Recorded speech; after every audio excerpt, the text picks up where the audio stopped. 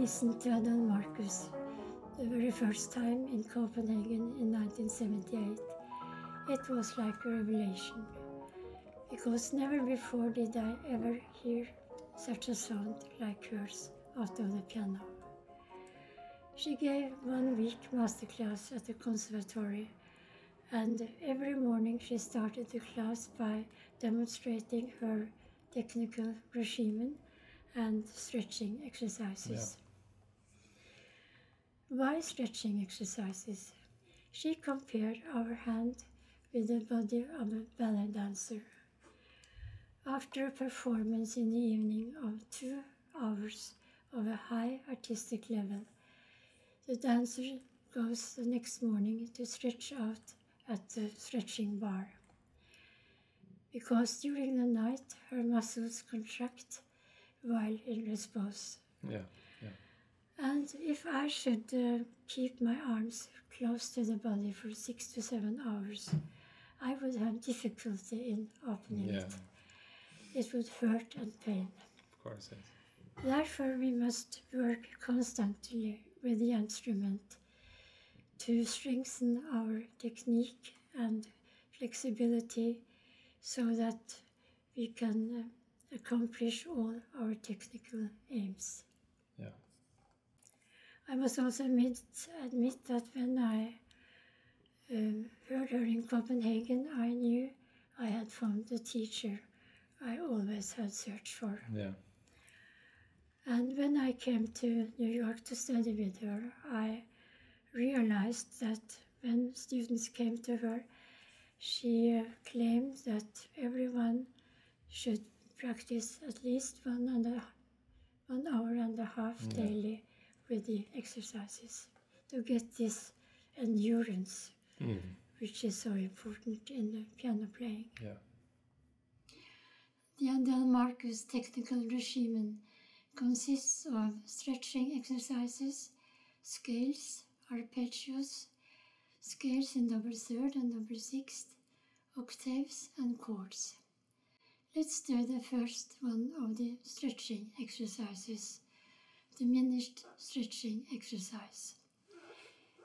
Before you start, place both feet under the pedal. The shoulders should be relaxed. You should sit only on half of the bench so that you easily can move towards the keyboard.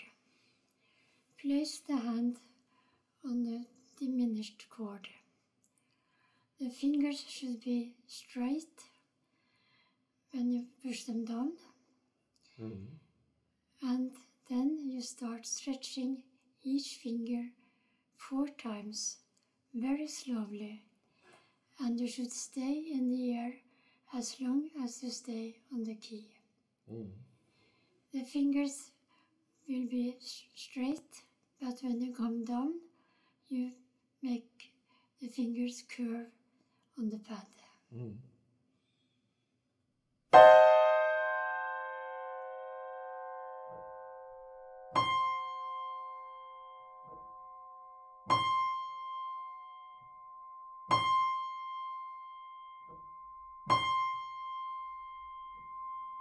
I think it's a little bit too fast. It should be even more slow and very accurate in rhythm. And you also should have a feeling in the lower stomach muscle, like the stomach is jumping. That was very good. And take your time. Stay in the air. Good. And also important to loosen the elbow. But the elbows should be close to the body. Good. And always come down curved. That was too fast. You lost the rhythm, the pulse. That's most important also in doing the exercises, that the rhythm is very strict. To be sure, you could use a metronome really, because it's so important with the pulse. In all her exercises, she always talks about how important the pulse is to do it correctly. Yeah. From the start? Yeah. You can loosen up a little, and when you grab the fingers towards you, you should really feel that you have energy in your stomach. That was good.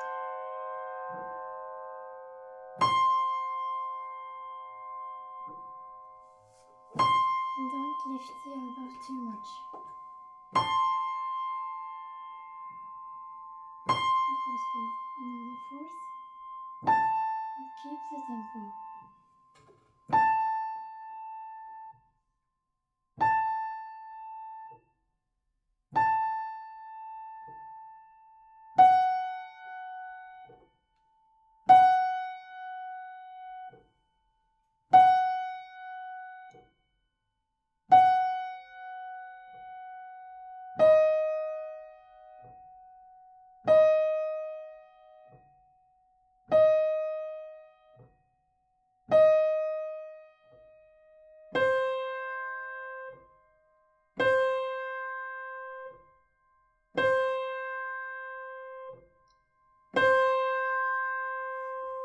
And then you go back the same way up to the fifth. Yeah.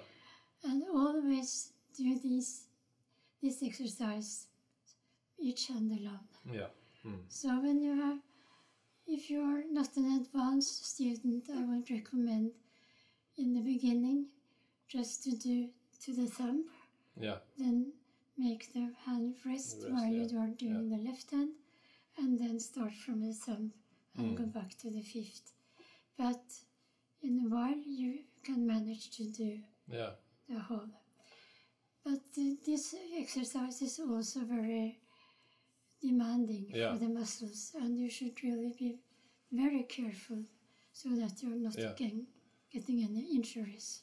Yeah, and I'm trying on my student to check the elbow really is loose, because so the tension is not there all the time. It's really important. The tension is only in the hand when you grab the keys. And you can also demonstrate the variation of this exercise.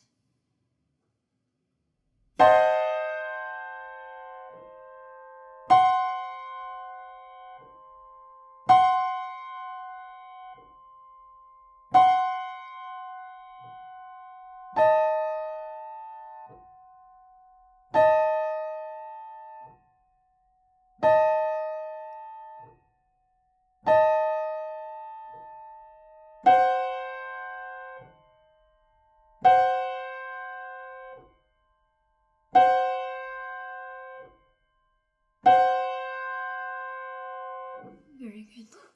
And this you can do in different keys.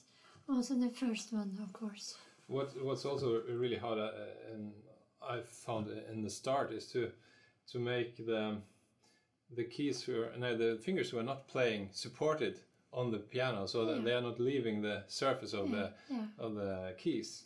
So to try to rest on the other fingers not playing is, I think, also important to have this control. Yes, that's right. Yeah. The next stretching exercise Adele Marcus got from Vladimir Horowitz, and it's the same principle with raising the fingers and coming down curved. Yeah. And we start then on the G, and you make it in octaves and chromatically. Yeah.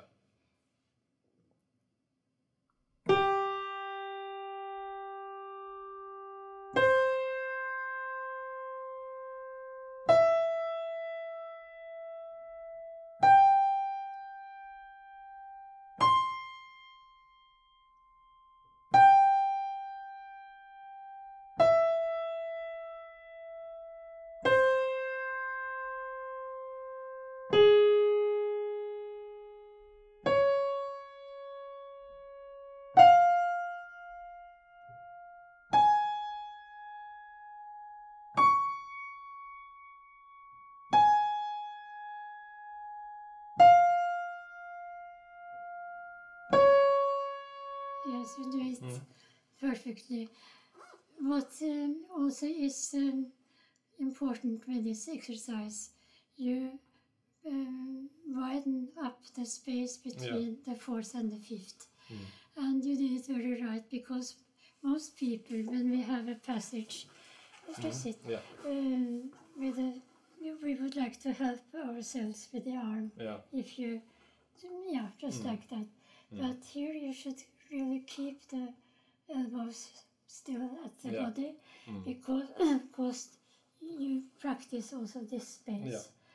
And these four fingers, the fifth and the fourth, are the most important for us pianists. Here we have the orchestra and the voicing, and these fingers are the weakest, so it's very hard. So these exercises are excellent to make this part of the hand really strong. I think also Marcus talked about the smallest finger.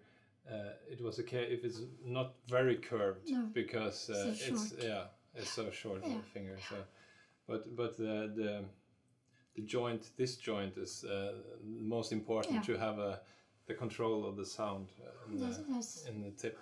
Absolutely. And all the she was talking about all the exercises. The power comes from this joint and also focus on the tip. Yes. Very, very important to be aware of, because that's the whole clue of the exercises. And then he had a variant with only the fourth and fifth, where you can place a thumb on the wood to have some support.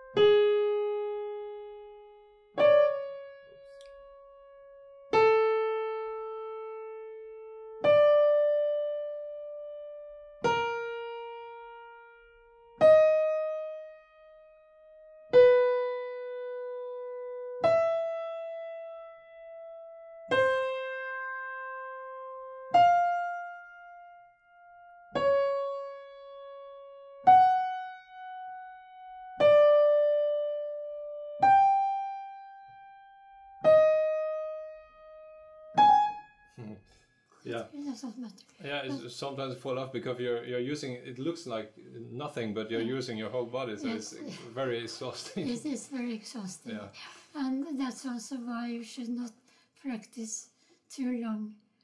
Each session of the exercises. Especially in the start, of course. Especially in the start.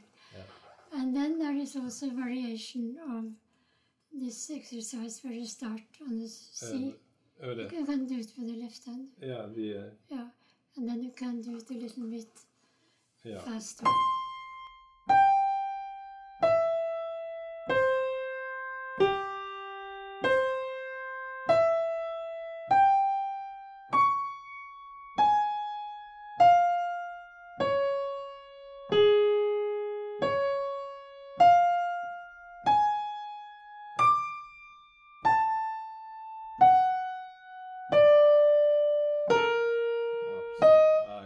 But you do it perfectly, because you have got the whole point that you stretch, but when you come down, you relax the whole hand, so that you don't stay in tension.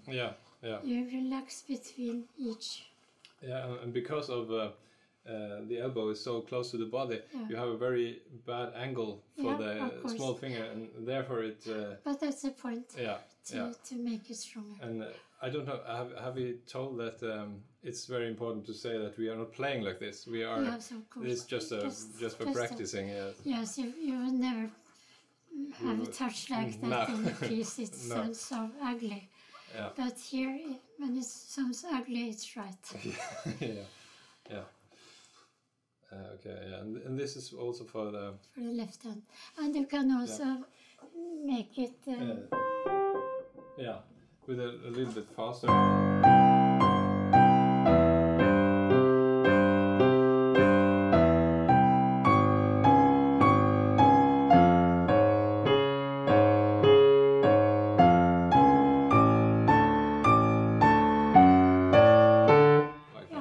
Good.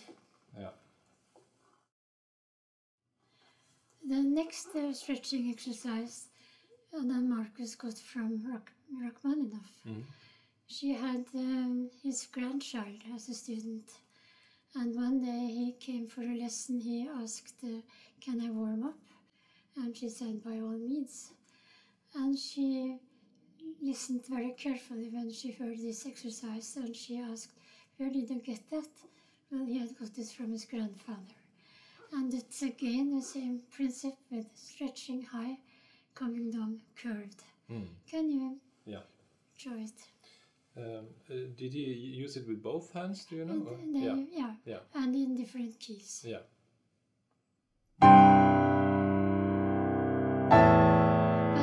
But at the same time, when you come down, the others go up. Yeah. You can... Okay. Yeah. I haven't done it like that. Exactly. Good. That's much more difficult.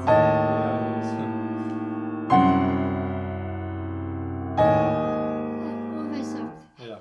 Okay, yeah. If you're not familiar, you can do it only with one hand. Yeah. But Okay. that's right. Good.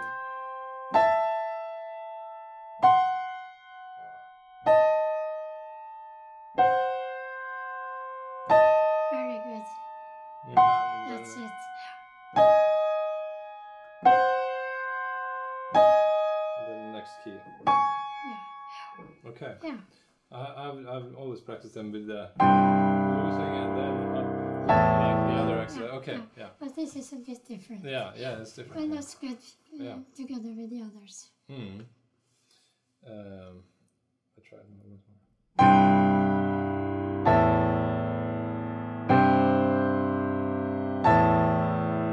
Like this. That's pretty good.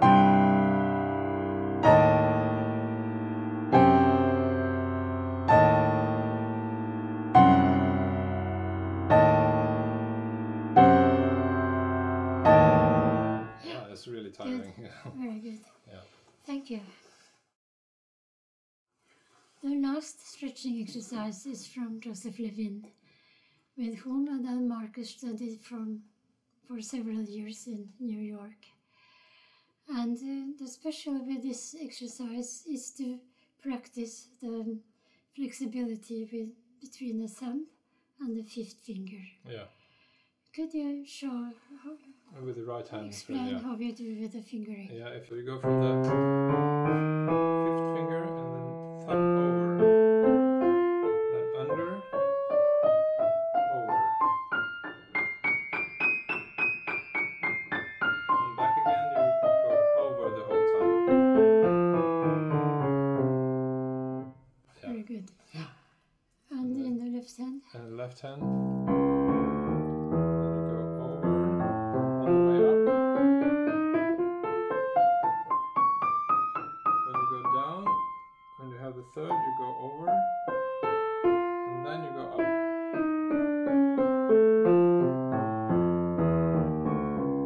You get kind of waves when you're playing it. Can you do it once more and very slow? Yeah.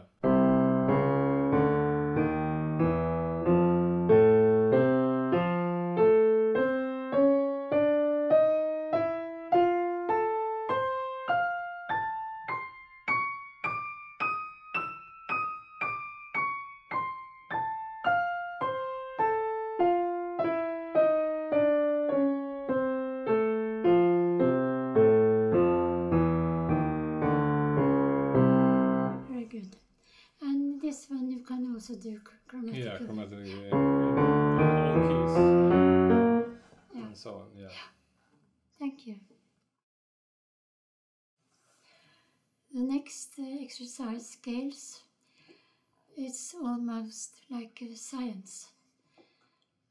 Most people consider scales to be only mechanic. But when I came to study with Adele Marcus in New York, I got a totally other view of what scales mean. Above all, it makes you listen. if you practice the right way. I think most people practice scales up and down, forte, fortissimo, not particular slowly maybe, but in fast speed. And then you really don't hear anything, you just play. But the first 6 months I practiced scales only each hand alone. Pianissimo, she always recommended to use a little of the left pedal, because most of the pianos have a bad mechanic, to make it as even as possible. And then very, very slow, so that each key is similar to the one you just played, so that it doesn't come uneven, but very even. And with the same energy in each finger. Could you try? With one hand? One hand. Yeah.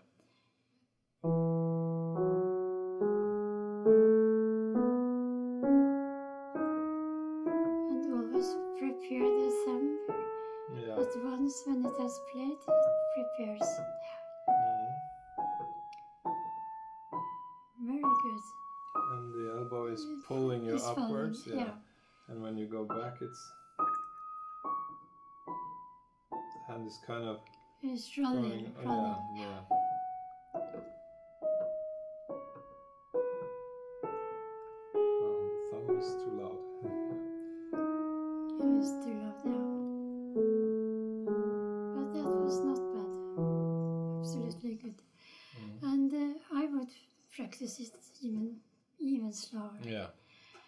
And in 4 octaves, and also, of course, with the left hand alone. Yeah. When you start to make more speed, you can do it 4 different tempi. And if you, for instance, practice scales in thirds, when you go, what is it called, ascending? Yeah. Upwards, the left hand is a little bit above the right hand, but when you go to ascending, then it's the other way around. Yeah, and the body is also going so not like. And it's like skiing, you know. Yeah. In Norway. Yes, I know. Can you try? Yeah. In thirds. Let's now say that you have practiced very slowly. Everything is fine. You start now to do 4 tempi. In both. Yeah, then a bit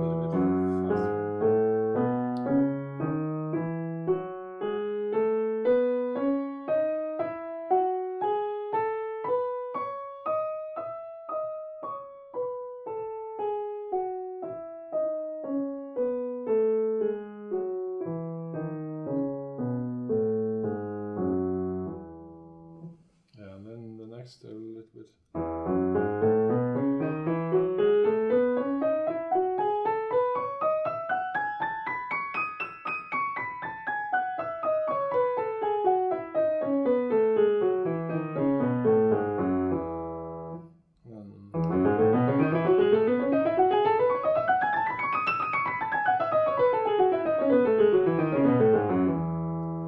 And even faster. And even faster.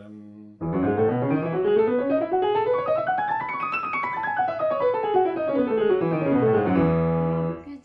And you could maybe do even more with the arms. Yeah.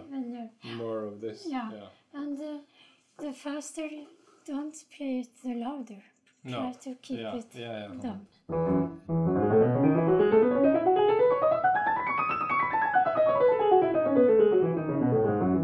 Very good. And I think I wouldn't stop between each tempo. I would, when I come back, I would continue. Automatically, continue.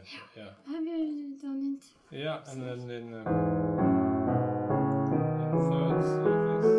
And then when the hands are so close together, really make the left hand over the right, because it's much easier. And like that.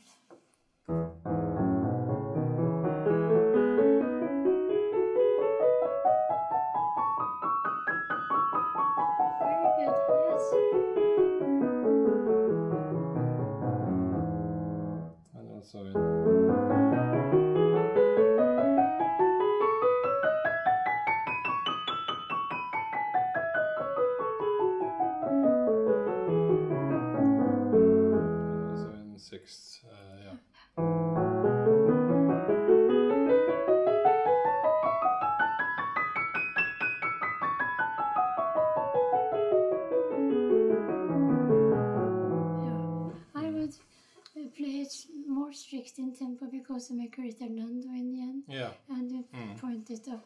Yeah. But you know, in fast speed, do you point, for instance, every ninth note to make it like really pulse?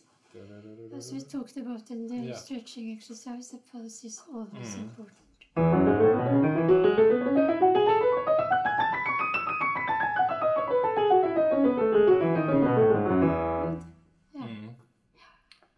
And the faster always is. Yeah. I think my experience with students, so many of them don't listen. And I think scales can be a way to make them listen if they are practiced this way. Yeah. Because if you really practice very slow, very pianissimo, you will immediately hear when key comes out not in the same color. And the most important by playing is to use the ears. Yeah. They are your real teacher. Yeah. Yes, they are. So how is your experience by practicing scales? Yeah, it's. I think it's the whole basis for everything you do. You can use it. You can always use it when you have a new piece. You have kind of practice it in forehand because you have you see the scales in the pieces. They are there. Yeah. So I've for a very long time played one scale a day, and then in different directions and like this, and I find that very, very important to do. Yes, that's good to hear. Yeah. And she also recommends to practice in thirds and sixth. Yeah. And then she recommends fingering from Moskovsky. Yeah. In both scales. Yeah. That I haven't done a lot. No. But I know the. I think it's the different fingerings in every key, and the D fingering is if you go from. You should always play one voice in the third legato, and the other one like tagging along. Yeah. And the left hand is like this.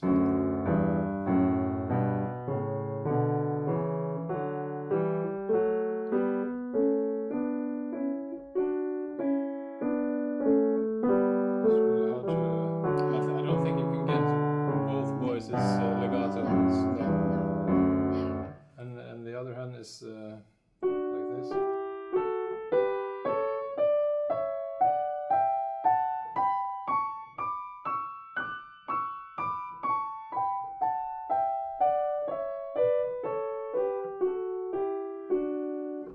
Yeah, I play in the left hand. I play legato in the upper voice on the way up, and then when I go down, I play legato in the deepest voice. Yeah. It doesn't quite fit because sometimes the thumb has to do a jump. Yeah. So, and also in sixths, we go to 3 and then 1 2 1 2.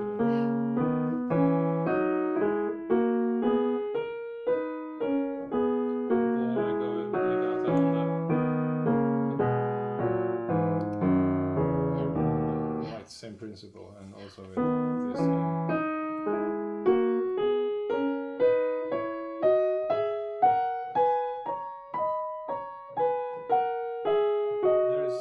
That's a good exercise. Yeah.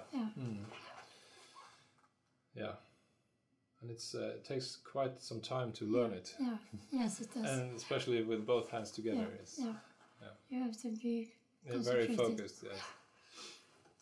When a student came to Juilliard to study with Adele Marcus, she wanted them to practice every day 1.5 hours. Yeah. This technical regimen.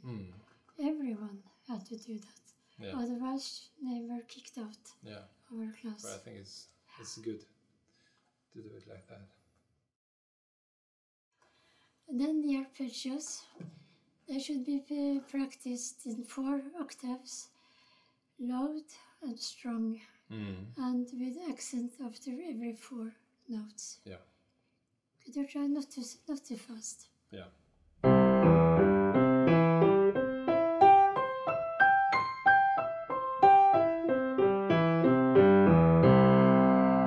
I think 2 times every.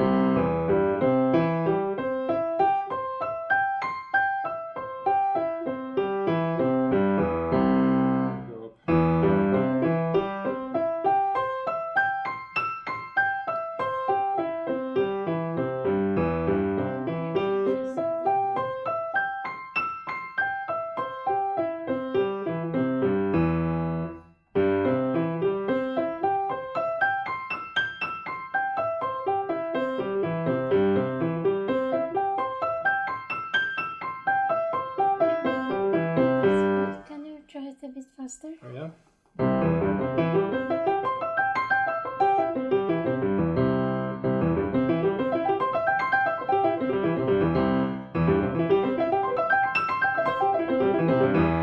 Very good, very good. And if you have problems making a thumb under, do you have any recommendation how you could practice in a like different way? Trying to make it fly over the keys, so you don't get this jump, this amateur thumb thing, and try to like trying to, even if your hand is not big enough, you like pretend that the hand can reach it. Really? Yeah. That's good. And so you stay in this level. Yeah. There are also ways of like just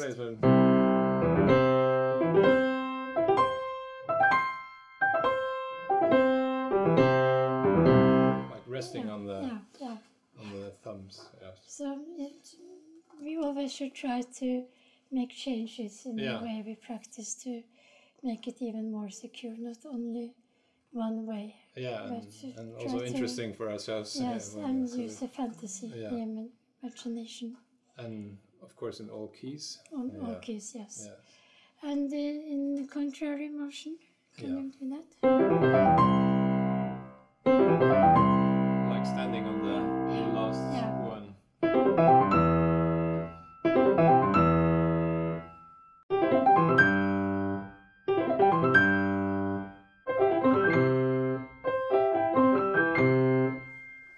I was wondering about should we always play the same fingering in every key? I try to do that, but it's in some keys it's really hard to play the exact same fingering. You could change. I think I would.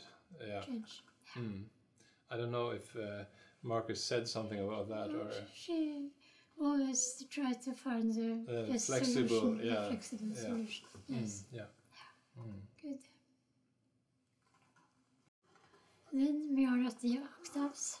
Yes. Can you demonstrate the first exercise with the octave? Yeah, it's quite like a stretching exercise, but with the whole hand. Yeah. So first you go up, and then you hit the key like an umbrella. It's folding 4 times.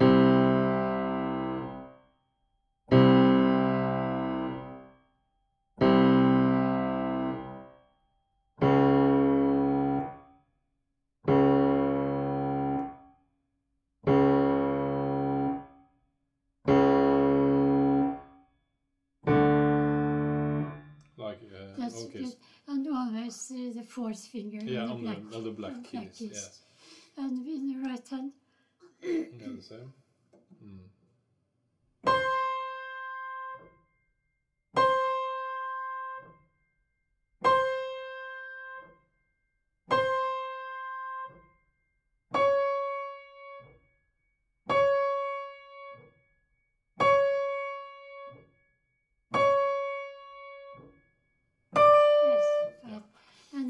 This one with try to have a high wrist, and do more repetitions, but like in one breath. Yeah, like you can do it with a. That wasn't good.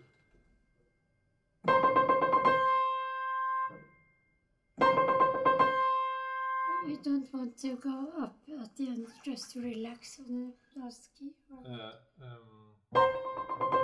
Yeah, that is just to get the tension of the hand. Yeah. And also like the... Ja, jeg vet ikke helt hvordan jeg gjorde det.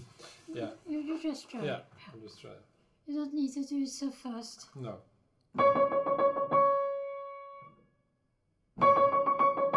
And try to make each sounds alike. Yeah. Each, alltså good quality.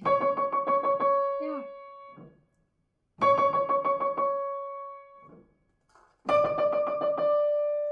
That's good. Yeah. Yeah, and then also in 8. That wasn't good.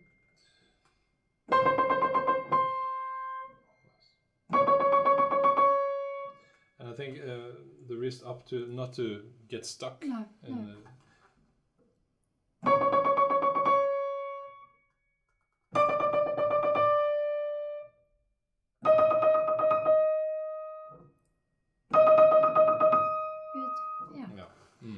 And this is a preparation for the octave. Faster octave. Yeah. And then Adele Marcus suggested to play with an extremely high wrist. You would never use the wrist like that.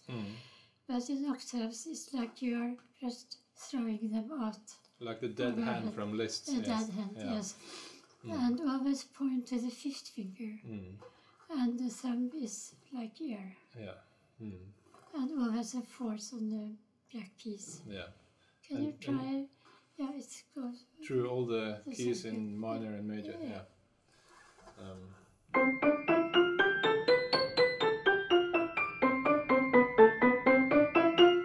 I think I would do it just with right hand. Right hand, yeah. And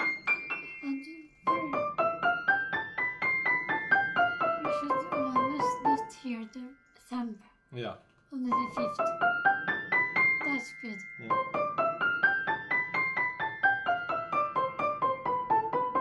Very nice, very light. And also try to get in the keys, so you're not like going out. Or in the middle of the keyboard, so you don't go out and like, in on the white and the black keys. I think you should even more. Overdo it once and really point the whole hand to the fifth finger. That's it, yes. That's good. Very light. No energy. That's good.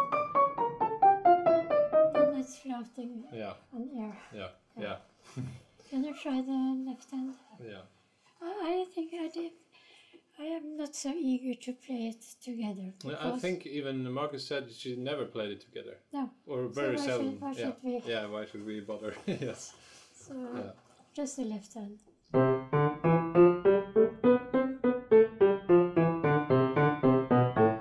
think you make too many reflexes for each. It should just be in one moment. Yeah, that's it.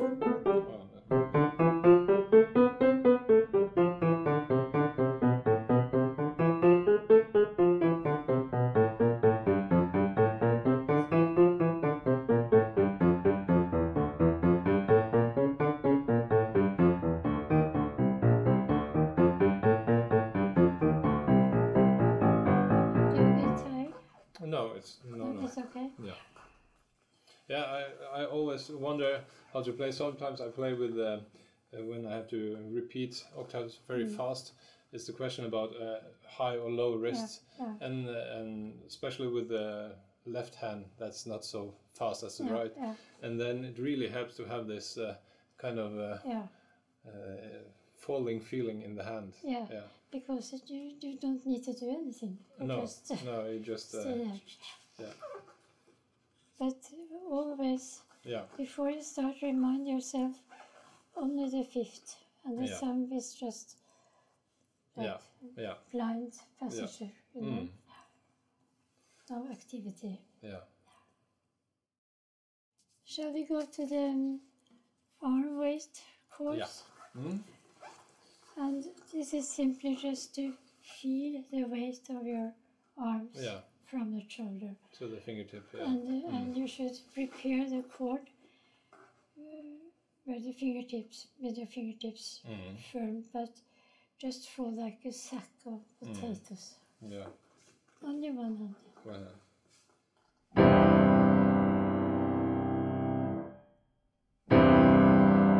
That's not enough. You should come from the air. And very heavy and just... That's it. Because if you stay here, you don't fall. Okay. So high. And relax. That's it. Drop it down. Once more. And you have to prepare the fingertips so that they grab the cord. But the arm weight, 100%.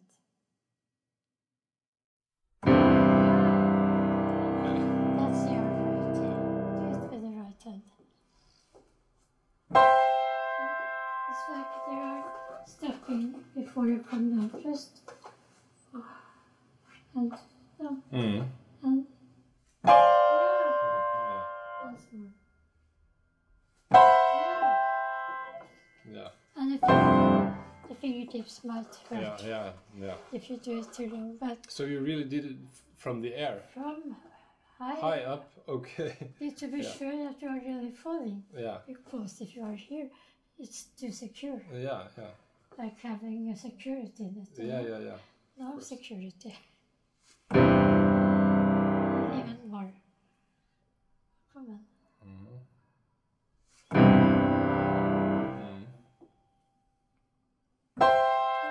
Now you stopped before you fell. Yeah. You were not loose enough. Let me check. Yeah. Oh, that's good. Now stop. Yeah, that's fine. You can feel that in your fingertips. Thank you so much. Great, Sindre. Thank you. Thank you.